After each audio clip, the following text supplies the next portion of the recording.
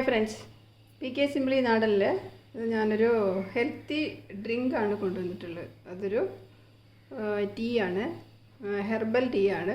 അപ്പോൾ അതെങ്ങനെ ചെയ്യണമെന്ന് നമുക്ക് നോക്കിയിട്ട് വരാം. ഹായ് ഫ്രണ്ട്സ്, PK സിംപ്ലി നാടനിൽ ഇന്ന് ഒരു വെറൈറ്റി ആയിട്ടുള്ളൊരു ചായ റെസിപ്പിയാണ് കൊണ്ടുവന്നിട്ടുള്ളത്.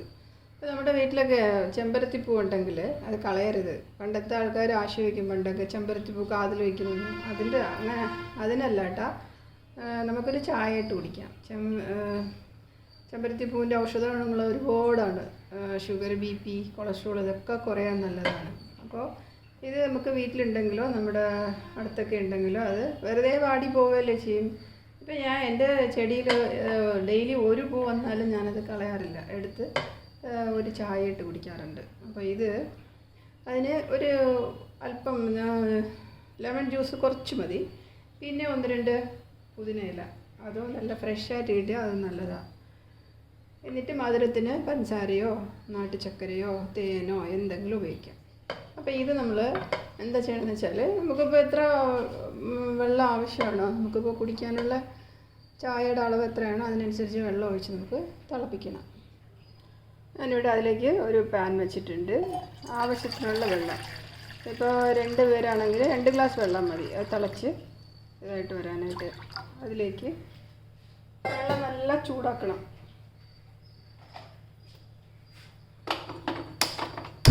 വെള്ളം നല്ല തിളയ്ക്കാറാകുമ്പോഴത്തേക്ക് വേണം അതിലേക്ക് പൂ എടുത്തിടാനായിട്ട്. ഒരു പകുതി ചൂടായി കഴിഞ്ഞാൽ അതിലേക്ക് ഈ പുതിനയും ചെമ്പരത്തി പൂവിൻ്റെ ആ ഞെട്ടെല്ലാം എടുത്തിട്ട്, ഞെട്ടെന്ന് പറഞ്ഞാൽ ആ പച്ച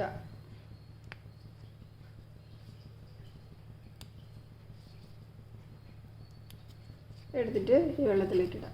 ഇത് നല്ല ഒന്ന് 2-3 പ്രാവശ്യം ഒന്ന് വെട്ടിത്തിളച്ച് അതിൻ്റെ ആ കളറെല്ലാം ഇളകി വരണം. അതുവരയ്ക്കും തിളയ്ക്കാൻ വയ്ക്കുക. വേണ്ടില്ലേ, തിളച്ച് അതിൻ്റെ കളറെല്ലാം പോകും, അതിൻ്റെ എസൻസ് എല്ലാം ഇതാവാനായിട്ട് നല്ല 1-2 പ്രാവശ്യം വെട്ടിത്തിളച്ചതിന് ശേഷം ഓഫ് ചെയ്തെടുക്കണം. ഇനി നമുക്ക് ഓഫ് ചെയ്യാം. ഓഫ് ചെയ്ത് വേറൊരു പാത്രത്തിലേക്ക് അരിച്ചെടുക്കാം. ഇനി നമുക്ക് അരിച്ചെടുക്കാം.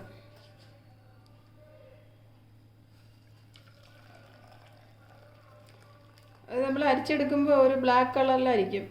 ഇതിലേക്ക്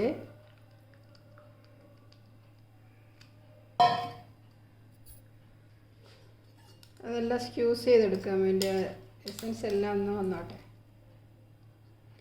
ഇതിലേക്ക് നമുക്ക് ആവശ്യമായിട്ടുള്ള പുളിപ്പ് അധികം വേണ്ട, കുറച്ച് ഒരു 2 ഗ്ലാസ് വെള്ളമാണെങ്കിൽ ഒരു സ്പൂൺ നാരങ്ങ ജ്യൂസ് ഒഴിച്ചാൽ മതി. അധികം പുളിയായാലും നന്നായിട്ടുണ്ടാവില്ല. ഒരു പകുതി നാരങ്ങയുടെ കുറച്ച് ജ്യൂസ് എടുത്തിട്ടുള്ളൂ.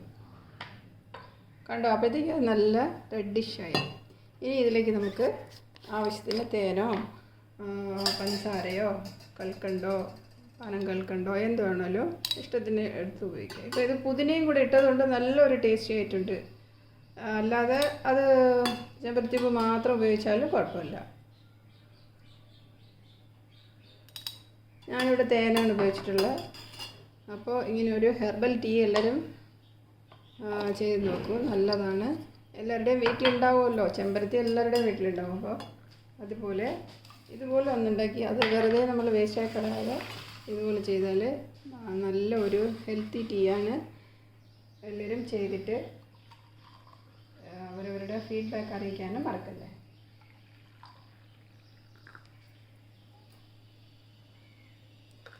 അടുത്ത നല്ലൊരു വീഡിയോ ആയിട്ട് വരുമ്പോഴേക്കും താങ്ക് യു.